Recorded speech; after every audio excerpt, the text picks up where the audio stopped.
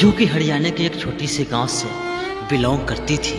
मनीषा पढ़ने लिखने में बहुत ही तेज थी और आगे बढ़ने की हौसला रखती थी। हालांकि मनीषा के फैमिली एक गरीब घर से बिलोंग करता था, मगर मनीषा एक छोटी सी कॉलेज में बच्चों को पढ़ाकर अपना घर चलाती थी। मगर कुछ लोगों को मनीषा की खुशी देखा नहीं गया। 11 अगस्त 2025 मनीषा कॉलेज जाने के लिए तैयार हुई। माँ, पिताजी, हम कॉलेज जा रहे हैं। ठीक है बेटा, रास्ते में जरा संभल कर चलना। और हाँ, माँ ने तुम्हारे लिए लंच का खाना पैक कर दिया है, तुम लंच में बैठकर आराम से खा लेना। ठीक है पिताजी। दरअसल मनीषा कॉलेज जाने के लिए घर से बाहर निकल चलती है। हालांकि टाइम उस समय सुबह के 9 बज रहे थे। मनीषा बहुत ही खुश होकर अपने कॉलेज की तरफ आगे बढ़ते ही रहती। कौन हो तुम लोग और मेरा रास्ता क्यों रोक रहे हो? क्या चाहिए तुझे? हट जाओ मेरे रास्ते से। अरे मेरी रानी, तुम पे हमारा बहुत दिनों से नजर था, पर अफसोस सही समय मिल नहीं रहा था। आज मेरे हाथों से बचकर नहीं जाओगी। क्या बेहुदगी मजाक है? और ऐसे तुम लोग हमसे क्यों बातें कर रहे हो? हमने तुम्हारा क्या बिगाड़ा है? अरे ऐसे कैसे जाने दे, इतने दिनों बाद तो सही मौका मिला है और हम तुझे जाने दे। मगर मनीषा को क्या मालूम था कि आज उसके साथ बहुत ही गलत होने वाला है। मनीषा चीखती चिल्लाती, मगर उसका आवाज सुनने के लिए वहाँ कोई नहीं था। भगवान मेरी मनीषा को लंबी उम्र दे। वो कितना मेहनत करती है, रात दिन पढ़ाई करके उसके अलावा बच्चों को पढ़ाती है। वो तो ठीक है जी, देखिए ना, सुबह से शाम होने वाला है और अभी तक ले मनीषा घर आई नहीं। तुम टेंशन मत लो, मनीषा आते ही होगी।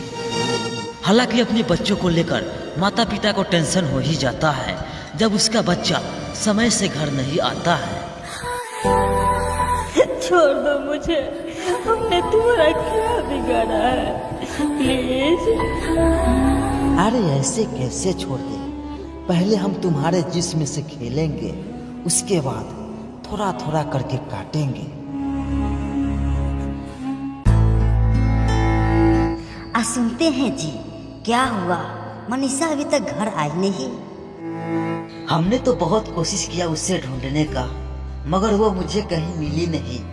हो सके कहीं अपनी सहेली कनी चली गई हो।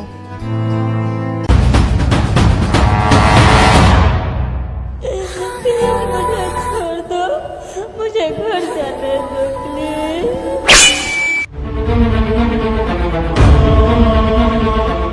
हेलो इंस्पेक्टर साहब, मेरी बेटी कल से ही गायब है, उसे कोई था पता चल नहीं रहा है।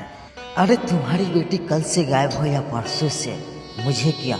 तुझे अगर रिपोर्ट लिखाना है तो तुझे थाने में आना पड़ेगा। ठीक है इंस्पेक्टर साहब, हम अभी आ रहे हैं। हालांकि मनीषा के पिताजी को बहुत ही काफी चिंता होने लगती है जब मनीषा लौटकर घर नहीं आती है। मगर 12 अगस्त सुबह 10 बजे कंप्लेंट लिखाने के लिए दोनों थाने पहुंचते हैं। इंस्पेक्टर साहब, हम ही फोन किए थे, मेरी बेटी मनीषा कल से ही लापता है। अच्छा, पहले ये बताओ कि तुम्हारी बेटी का उम्र क्या है? जी मेरी बेटी का उम्र 19 साल है और कल पढ़ने गई थी कॉलेज। 19 साल? अरे होगा किसी लड़के के साथ अफेयर और उसके साथ वो भाग गई होगी। नहीं इंस्पेक्टर साहब, मेरी बेटी मनीषा वैसी नहीं है। तो ठीक है, हम तुम्हारा कंप्लेंट अभी लिख लेते हैं, फिलहाल तुम घर जाओ। हालांकि मनीषा के पिताजी पुलिस थाने में कंप्लेंट लिखाकर घर चले आते हैं।